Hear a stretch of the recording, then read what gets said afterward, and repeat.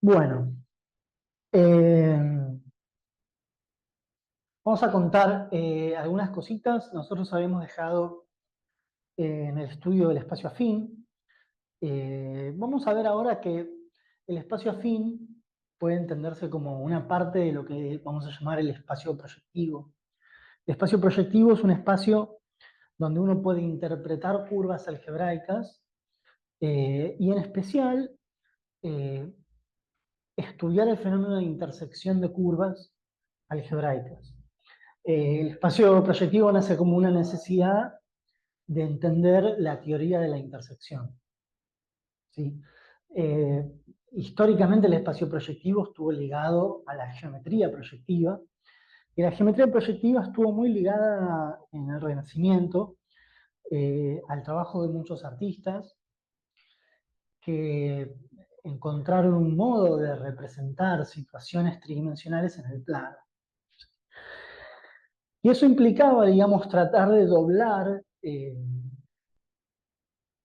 visualmente los principios de la geometría euclidiana plana, ¿no? Dos rectas en el plano o bien son paralelas o se cortan en un único punto.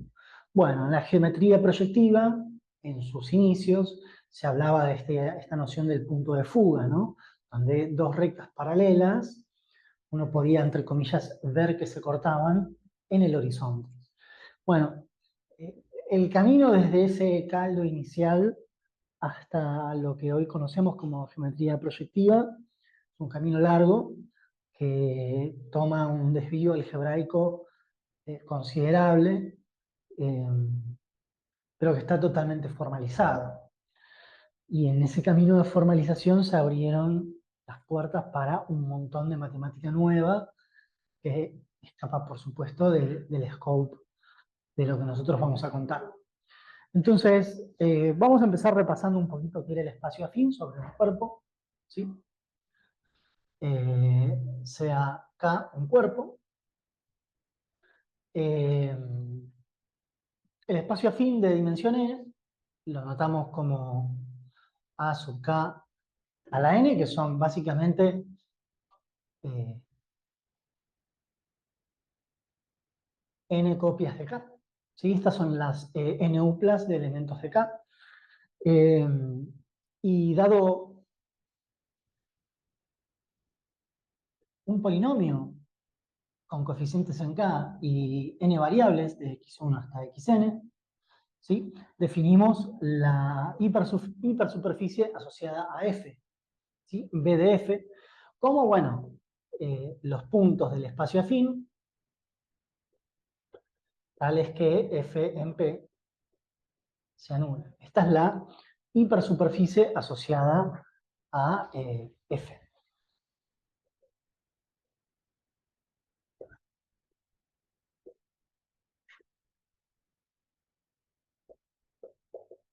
¿Sí? Eh, Esto lo hacemos con un solo polinomio, pero si uno tiene un conjunto de polinomios, vale lo mismo, ¿no? Si S es un subconjunto de polinomios en n variables, podemos definir el conjunto algebraico asociado a S, ¿sí? Que es V de S, que se va a entender como la intersección de todas las hipersuperficies de polinomios que están en S. ¿Sí? Esto es básicamente la intersección de B de F, donde F recorre S. ¿Sí? Entonces, un conjunto se dice algebraico,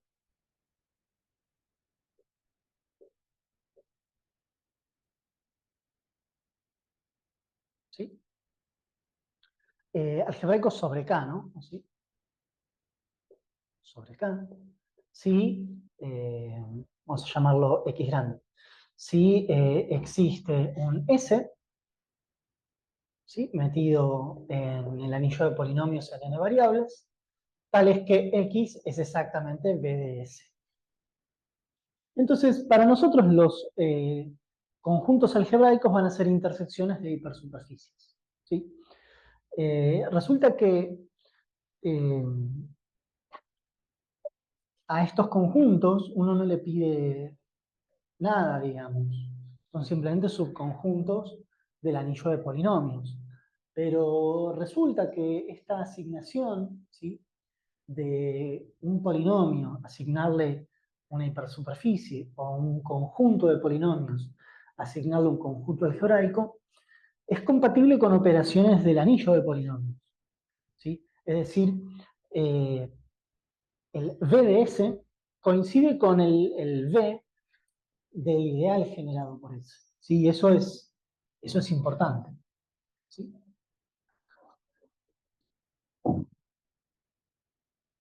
Entonces, si I de S es el ideal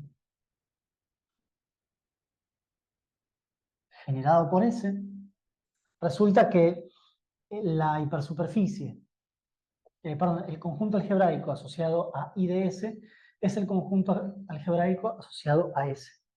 Entonces acá tenemos esta interacción entre el álgebra y la geometría, ¿sí? Por un lado, nosotros tenemos del lado del álgebra, ¿sí?, tenemos ideales, ¿sí? Por ejemplo, el ideal generado por un conjunto de polinomios. Para el lado de la geometría, ¿sí?, lo que vamos a tener es el conjunto algebraico generado por S. Obviamente, esta asignación que va del álgebra a la geometría va a tener una vuelta, ¿sí?, donde dado un conjunto algebraico X, vamos a poder definir nosotros lo que llamamos un ideal asociado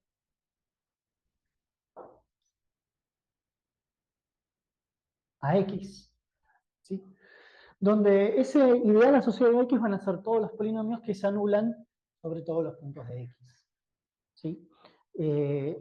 Este tipo de correspondencias eh, invierten las inclusiones, ¿sí? Tanto esta como esta invierten inclusiones. Pero bueno, es importante definir quién es I de X, ¿sí? Van a ser todos los polinomios en el anillo de polinomios de n variables, tales que f en p es 0 para todo p en x, ¿sí? Y esto es claramente un ideal, porque la suma de dos de estos polinomios se anula en x. El producto de un polinomio de acá por cualquier polinomio también se anula en x, entonces evidentemente tenemos un ideal. Entonces uno quisiera ver, o quisiera estudiar qué pasa con esta forma de ir y volver. Bueno, resulta que esta forma de ir y volver es más compleja de lo que uno imagina en un principio. Uno querría que esta asignación sea reversible. Y bueno, así como están planteadas las cosas con este nivel de generalidad o vaguedad, no es posible revertir. En general, ¿sí?, observación, eh, el ideal, ¿sí?, asociado a B de S contiene a S, ¿sí?, porque esto de hecho es el ideal de todos los polinomios que se anulan acá. Bueno, si se anula acá, en particular se anulan en S, ¿sí? Y al revés, tenemos bueno, que el conjunto de puntos, ¿sí?, que se anulan en el ideal asociado a X, contiene a X. O sea que acá no hay una igualdad, no se puede ir y volver a priori, hay contenciones, ¿sí? Eso es lo primero que vemos. Y vamos a estudiar bajo qué condiciones estas cosas se portan un poquito mejor, ¿sí? Y para eso vamos a tener que empezar a hablar de componentes irreducibles e ideales primos, ¿sí? Entonces, vamos a recordar que es un conjunto irreducible, que es un ideal primo, y vamos a enunciar esta correspondencia, ¿sí? Definición. sea X un subconjunto del espacio afín de n dimensiones. Entonces X es irreducible si y solo si. Cada vez que X yo lo escribo como una unión de dos, entonces X1 es X o bien X2 es X. ¿Sí?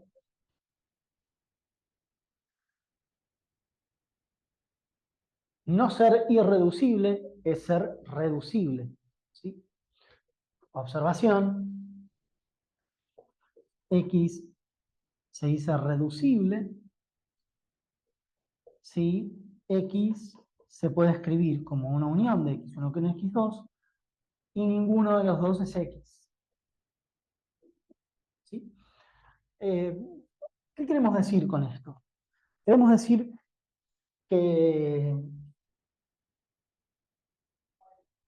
los conjuntos algebraicos irreducibles son los que no se pueden partir. ¿Ok? Los que no se pueden partir en otros dos algebraicos más pequeños. ¿Sí? Y esto tiene una correlación con una cosa que pasa en aritmética, ¿no? Lo que pasa en aritmética en general es que cuando uno tiene, por ejemplo, un entero, ese entero puede ser reducible o irreducible. Por ejemplo, 10 se puede pensar como 2 por 5, o sea que 10 yo lo pude reducir en un producto de dos enteros más pequeños. Bueno, 7, que es un número primo, no se puede reducir, ¿sí? Solamente lo puedo escribir como 7 por 1 o 1 por 7. Entonces, los conjuntos irreducibles, algebraicos irreducibles del espacio afín, los tenemos que pensar como si fuesen primos, ¿sí? Entonces, lo mismo va a pasar un poquito con los ideales, ¿sí? De un ideal y en un anillo R, ¿sí? Se dice primo, sí, cada vez que el producto está en I, implica que alguno de los dos está en I.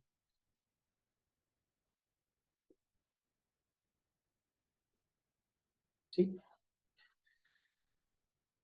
Entonces, nosotros tenemos una proposición de la cual hicimos la demostración incluso, en un video anterior la tenemos, es que tenemos una ligazón entre los conjuntos irreducibles y los ideales primos. ¿Sí? Y esto era un teorema, es un teorema importante para nosotros, que usa de hecho la noetherianidad del anillo de polinomios. ¿Sí? Entonces, B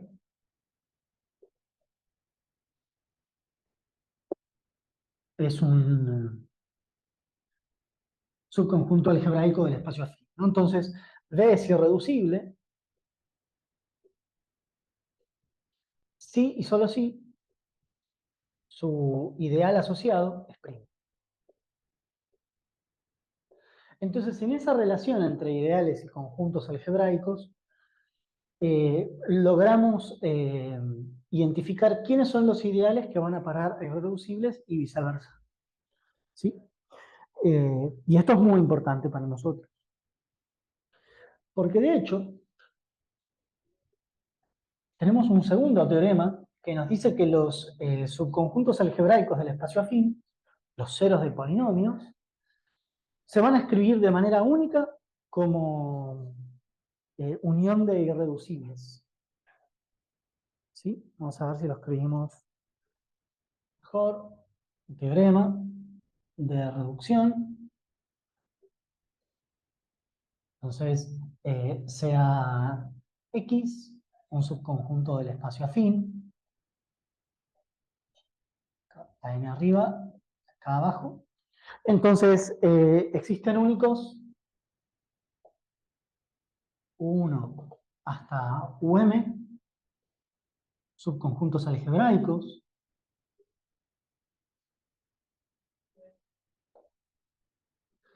tales que X es exactamente la unión de los U sub I. ¿sí? Donde no hay ninguno de estos metido en el otro, ¿sí? Donde Usui no está contenido en un sub J para todo y J, ¿sí? Como que podemos partir realmente X en, en una unión, que no es una unión disjunta, pero no hay ninguno contenido en el otro, ¿sí? Una forma de pensar qué tipo de conjuntos algebraicos queremos representar acá o dónde se presenta esto, es en algunos conjuntos que para el cálculo diferencial ordinario son patológicos, ¿sí? Por ejemplo, la cruz, ¿no? La cruz lo podemos pensar como, ¿sí? Los ceros de este polinomio, x cuadrado menos y cuadrado, ¿sí? Eh,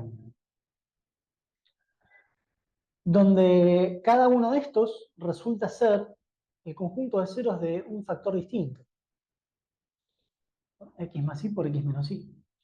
Esta componente se corresponde con los ceros de este polinomio, perdón, esta con los ceros de este polinomio y este componente con los ceros de este polinomio, ¿sí? Entonces, básicamente lo que me está diciendo esto, ¿sí? Es que vos me das un conjunto algebraico, yo te lo puedo escribir como unión de irreducibles. Claramente, este de acá es irreducible, ¿sí? Este de acá es irreducible. Es irreducible, de hecho, porque viene en un polinomio de grado 1. ¿Sí? Lo mismo con este.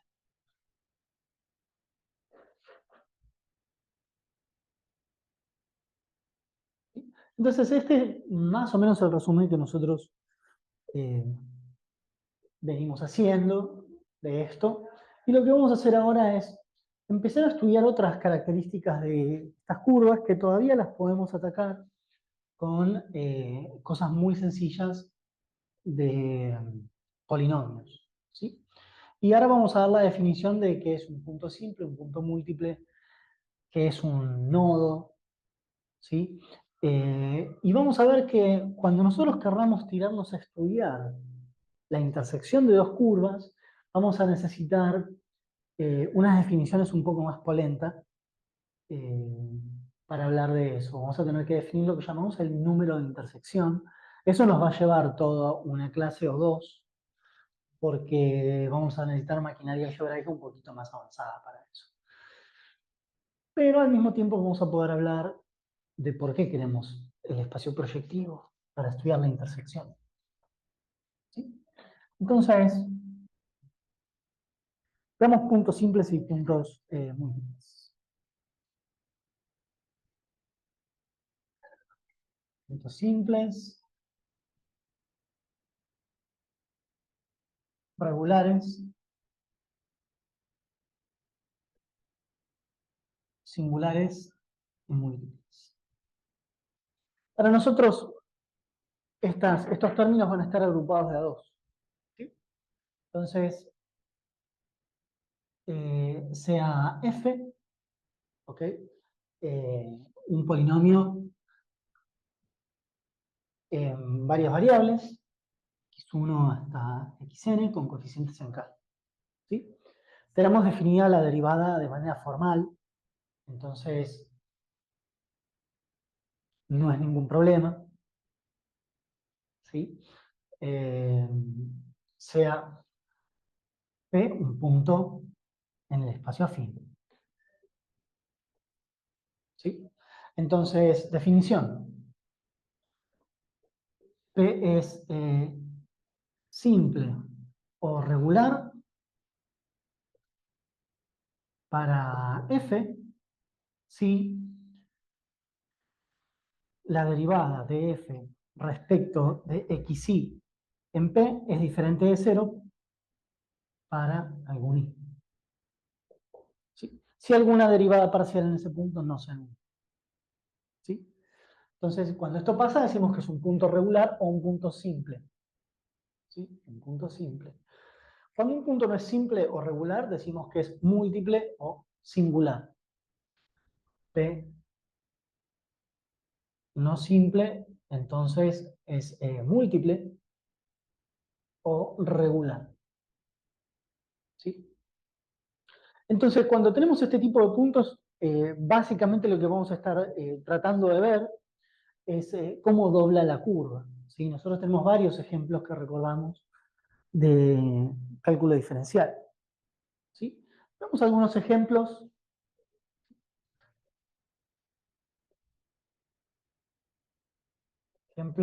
en dos variables.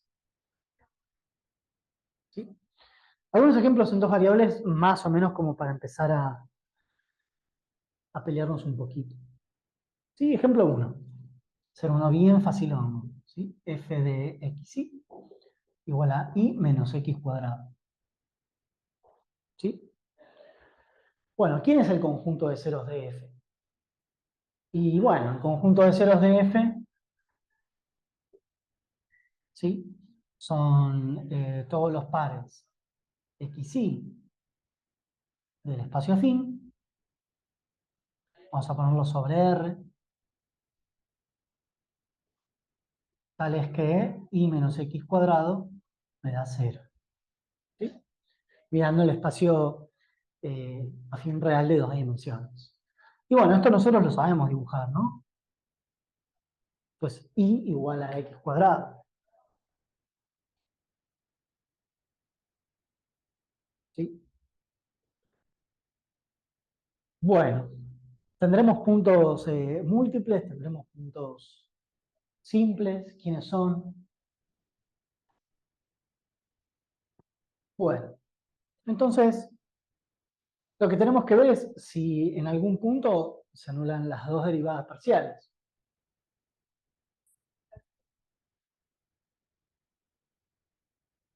Entonces, bueno, df a dx termina siendo 2x, df a dy termina siendo 1,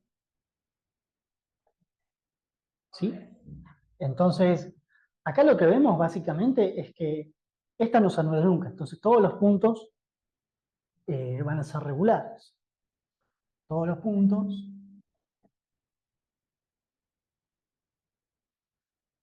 de B de F son simples,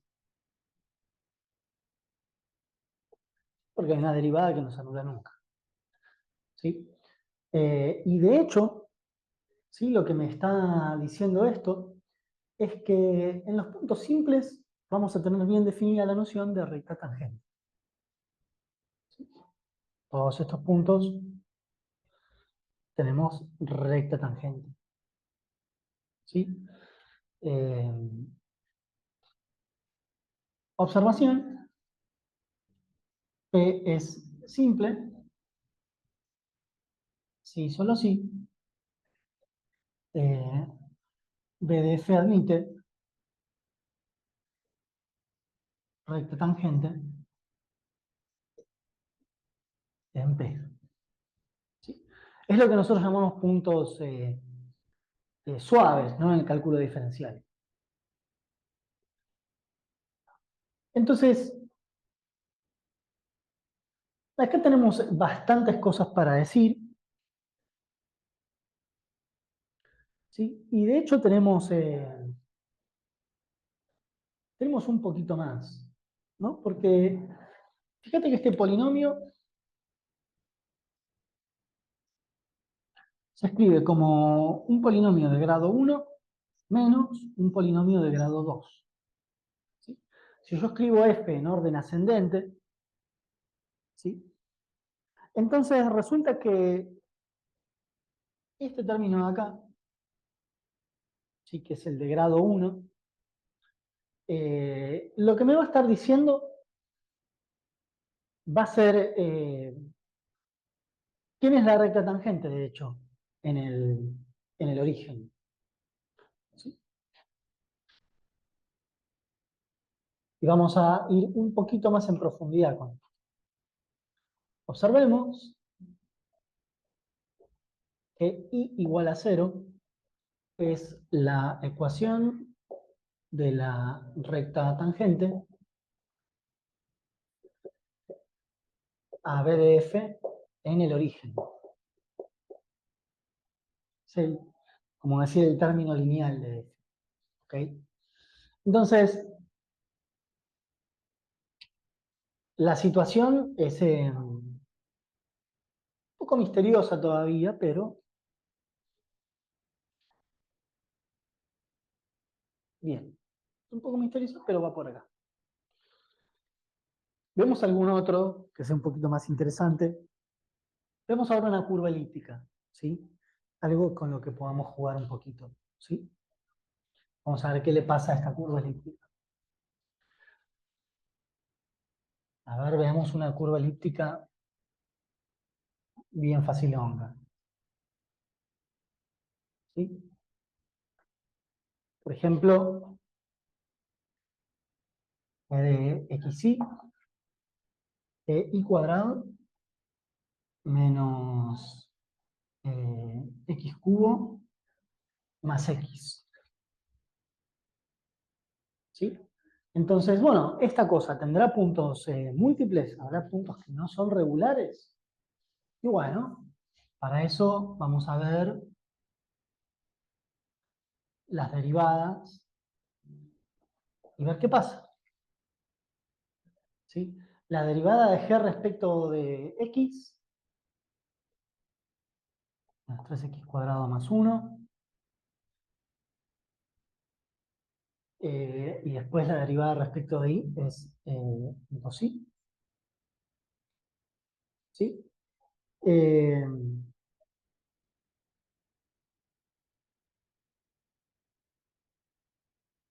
y bueno, acá, si uno más o menos se fía de qué tipo de dibujito tiene,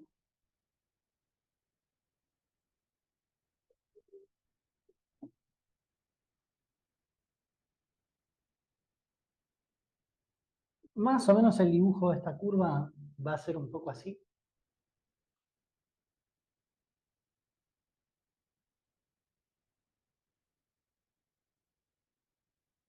Y bueno, tenemos que ver realmente si esto tiene puntos simples o no. Perdón, puntos múltiples o no. Y resulta que no. Acá todos los puntos van a ser regulares. Eh, para poder anular las dos derivadas, en particular la y tiene que ser cero. O sea que si hay algún punto múltiple, ese punto múltiple va a tener que estar acá, ¿sí? Sobre el eje X. Eh, y para que eso pase, ¿sí? Si yo voy a buscar el punto múltiple, ¿sí? Los puntos múltiples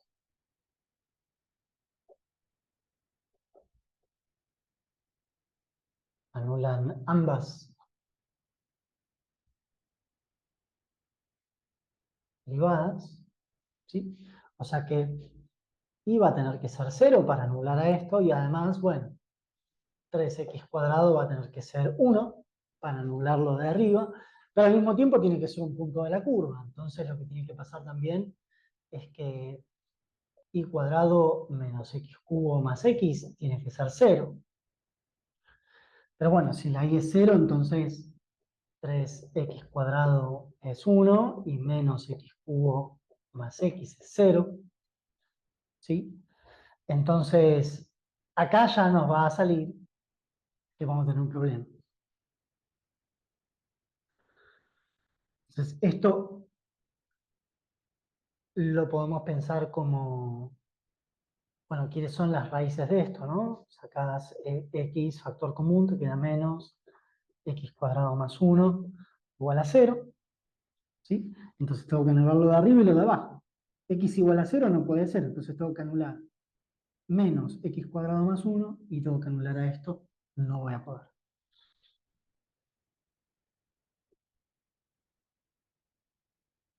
Entonces, G no tiene puntos múltiples. Y son todos puntos simples. Entonces esto dice que esta curva elíptica admite tangentes en todos sus puntos, ¿sí?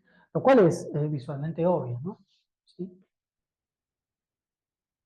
Una tangente vertical acá, una tangente horizontal acá, ¿sí? Una tangente oblicua ahí. ¿Ok? Entonces, ahora lo que nosotros vamos a necesitar hacer es volver un poquito a pensar en eso que dijimos. ¿Sí? Vamos a borrar acá. Fíjense qué es lo que pasa con el término lineal. Ahí. El término lineal termina siendo x. Si yo lo escribo en orden,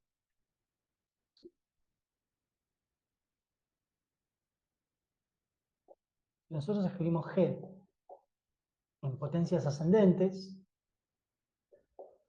x más y cuadrado menos x cubo. El término lineal es x, y x igual a 0 termina siendo la ecuación de la recta tangente en el origen, porque el origen es un punto de acá, ¿no? X igual a 0 es exactamente esta curva, es una recta vertical. Entonces, de vuelta, eso que está ahí termina siendo eh, algo importante para nosotros. Si el término lineal termina diciéndonos quién es la recta tangente en el origen. ¿Sí? Entonces, una de las cosas que vamos a tener que empezar a ver nosotros es cómo escribir a los polinomios de varias variables, ¿sí? Eh, y ver qué nos dicen esos términos, esos polinomios. Entonces, vamos a empezar a definir algunas cosas, en especial sobre polinomios de varias variables y lo que vamos a llamar formas. ¿Sí? Entonces,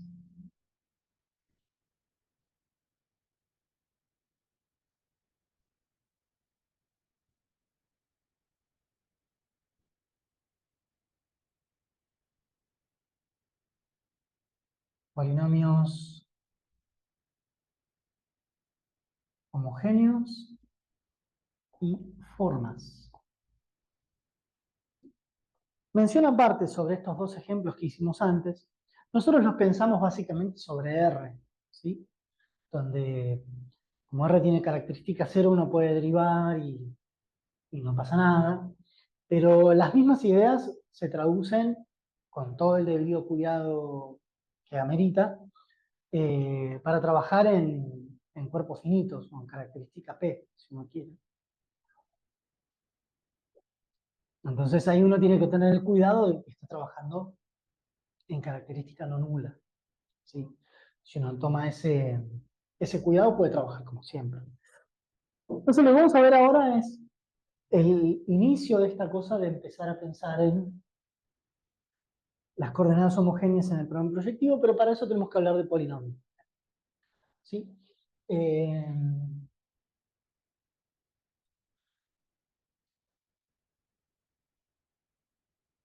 Vamos a hablar de grado de un monomio. ¿Sí? Un monomio en dos variables. ¿Sí? Fijemos en dos variables. ¿Sí? Variables x e y, para fijar ideas.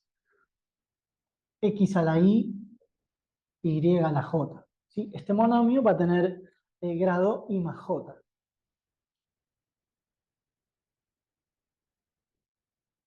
¿Sí? Lo próximo que vamos a definir es una forma de grado D. ¿Qué es una forma de grado D? ¿Sí? Una forma de grado D es un polinomio donde todos sus monomios tienen grado D. F es una forma de grado D, sí, solo sí. Todos sus monomios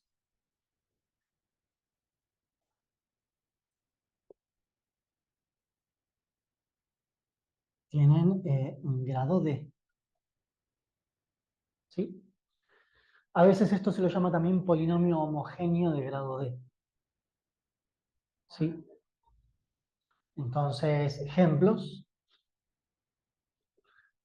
Vamos a hacer un polinomio f de xy, de grado 3, ¿no? Podría ser x cuadrado por y menos x y cuadrado más 3 por x cubo. ¿Sí? Acá todos los monomios tienen grado 3. ¿Sí? Todos. Uno de grado 4, una forma de grado 4, h de x y, 4x cuadrado y cuadrado, menos 3x cubo y, más 5 y a la cuarta. Por ejemplo, esa es una forma de grado 4. Si todos sus monomios tienen grado 4. ¿Sí? Bueno, resulta que estos polinomios para nosotros van a jugar un papel importante. ¿Sí? Eh, un polinomio en varias variables, el grado total es el grado más grande de la forma. ¿Sí? Es el grado de la forma de grado superior. ¿Sí? Entonces, vamos a ver que estos polinomios que están acá, formas de grado D, tienen una propiedad resarpada. ¿Sí? Importante.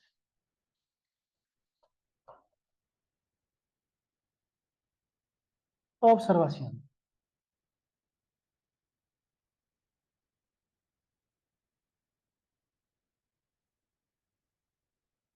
¿Sí? Supongamos que, vamos a ver si lo escribimos, sea F una forma de grado D. ¿Sí?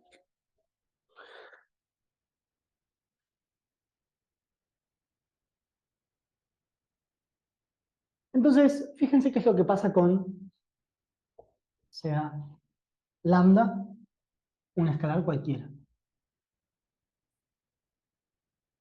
¿Sí? Entonces, cuando vos haces f de lambda x, lambda y, ¿sí? Lo que tenés que hacer es evaluar f en lambda por x, lambda por y. ¿Sí? Entonces, lo que va a resultar es que cuando f es una forma de grado d, esto es lo mismo que tener lambda a la d por f en x y. ¿Sí? Esta propiedad, que vale para cualquier lambda, ¿sí? Para una forma de grado d, me dice que un par xy anula a f, entonces el par lambda x lambda y también. ¿Sí? Cuando lambda es no nulo y xy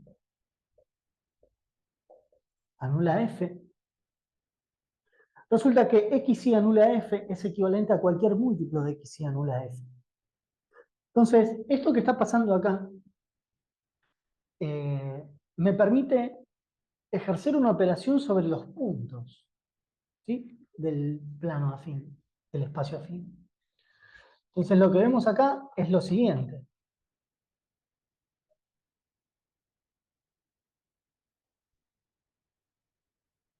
XY anula a F, si y solo si, lambda X, lambda Y anula a F.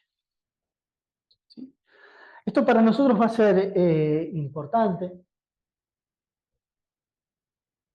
¿sí? Porque nos va a definir a nosotros, nos va a ayudar a definir a nosotros una relación de equivalencia.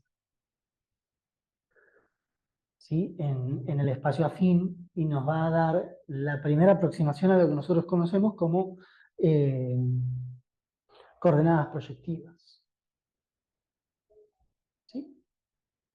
Entonces, veamos ahora, ya que empezamos a decir qué es lo que es una forma de grado D y esta propiedad de sacar los escalares, ¿sí? Eh, vemos lo siguiente.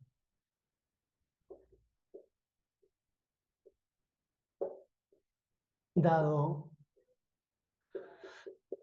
f, un polinomio en dos variables cualquiera,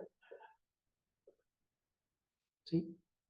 Suponete que de grado total R,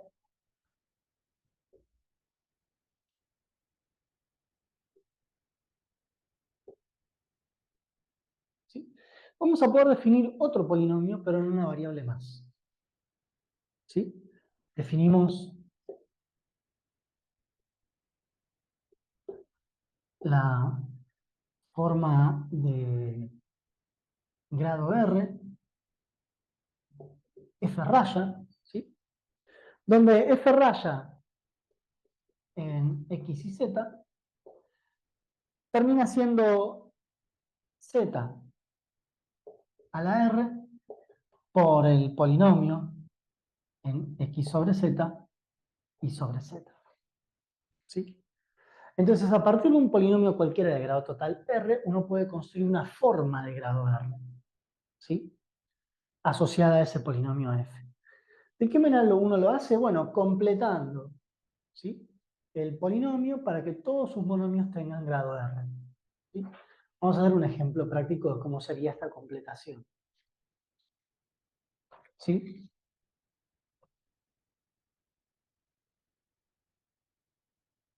Entonces, ejemplo.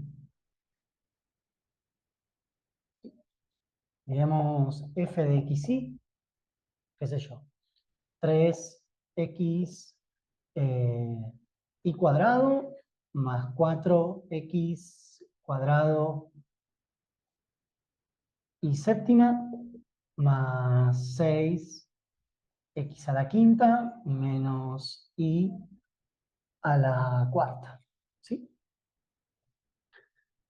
Este es un polinomio en varias variables, escrito de una forma medio bartolera, pero el primer monomio tiene grado 3, el segundo tiene grado 9, el tercero tiene grado 5 y el último tiene grado 4. Entonces, ¿qué es la forma asociada a esta f? Va a ser una forma de grado 9. ¿Donde cómo la voy a construir? Bueno, lo que tengo que hacer es agregar en cada monomio las potencias de z que me dan falta para tener una forma de grado 9. Entonces acá me quedaría 3x y cuadrado por z a la sexta. Ahora este monomio tiene grado 9. Más 4x cuadrado y a la séptima, ahí no agrego nada, más 6x a la quinta, z a la cuarta, me queda de grado 9, menos y a la cuarta, z a la quinta, y me queda de grado 9. ¿Sí? Entonces, dado un polinomio de grado total R, puedo construir una forma de grado R asociada. ¿Sí? Entonces, de vuelta, ¿no? Como que la homogeneidad de esta cuestión, ¿no? Es como que uno puede mirar qué le pasa a esta forma, ¿sí? Vamos a ver que la observación como clásica que tenemos para hacer acá es que uno puede recuperar el polinomio evaluando z en 1. Por observación, es importante, el polinomio en xy no es otra cosa que la forma evaluada en xy 1. ¿Sí?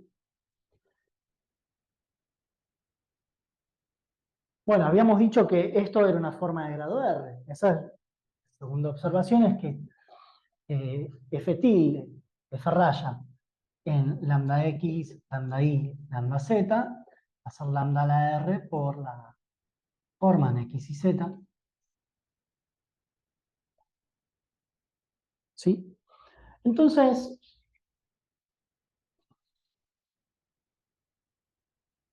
cuando lambda es no nulo, y estamos en un cuerpo,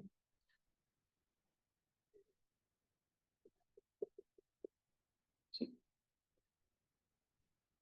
Entonces, esto se anula si y solo si la forma se anula. En particular,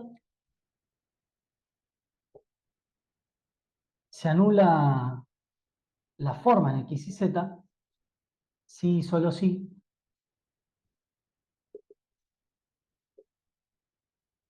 sí, solo sí, z a la r por la forma en x sobre z y sobre z. 1 se anula, sí, solo si el polinomio en x sobre z y sobre z se anula. ¿Sí? Entonces, tenemos una correspondencia entre los ceros de f, ¿sí?, en el espacio afín y los ceros de esta forma. Pero ¿qué pasa? Para esta forma, no solamente tenemos los puntos x y z que anulan, sino que cualquier múltiplo. Entonces, en este pasaje estamos yendo de lo que nosotros hacíamos en el espacio afín, ¿sí?, en A2, y una cosa que vamos a empezar a predicar acá arriba, ¿sí?, donde x y z no son puntos de A3, van a ser otro tipo de puntos porque van a estar cocientados por una relación de equivalencia. ¿Sí? Entonces, tenemos una forma de transferir polinomios predicados sobre A2 a formas predicadas en este nuevo conjunto de clases de equivalencia. ¿Sí? Ese nuevo conjunto de clases de equivalencia va a ser para nosotros, en este caso de 2 variables y 3 variables, el plano proyectivo, ¿sí?, que es parte de lo que nosotros llamamos los espacios proyectivos. Básicamente los podemos generalizar de una manera muy sencilla. ¿Cómo venimos de tiempo? Estamos medio justitos de tiempo, pero nos vamos a quedar en esto. Para la próxima vez, lo que vamos a hacer es dar un par de definiciones del espacio proyectivo. Vamos a recordar esta cuestión de las formas, ¿sí? Vamos a dar un par de interpretaciones topológicas, como para tener una idea en la cabeza de qué estamos hablando, y una definición sintética del plano proyectivo. Eh, pero vamos a tener en cuenta que todas las cositas que uno hace, por ejemplo, con curvas elípticas en el espacio afín, uno las puede mirar en el espacio proyectivo. ¿Y por qué las quiere mirar ahí? Porque ahí el trabajo con las intersecciones entre curvas es más sencillo. ¿Sí? Yo tengo entendido que la inmensa mayoría de las cuentas se hacen en el espacio afín, pero vamos a necesitar coordenadas proyectivas para algunas cuestiones. Hay algunas cuentas que solamente las podemos hacer en el proyectivo. ¿Sí? Entonces, bueno, vamos a cortar acá y vamos a seguir la próxima con un par de definiciones más. ¿Sí?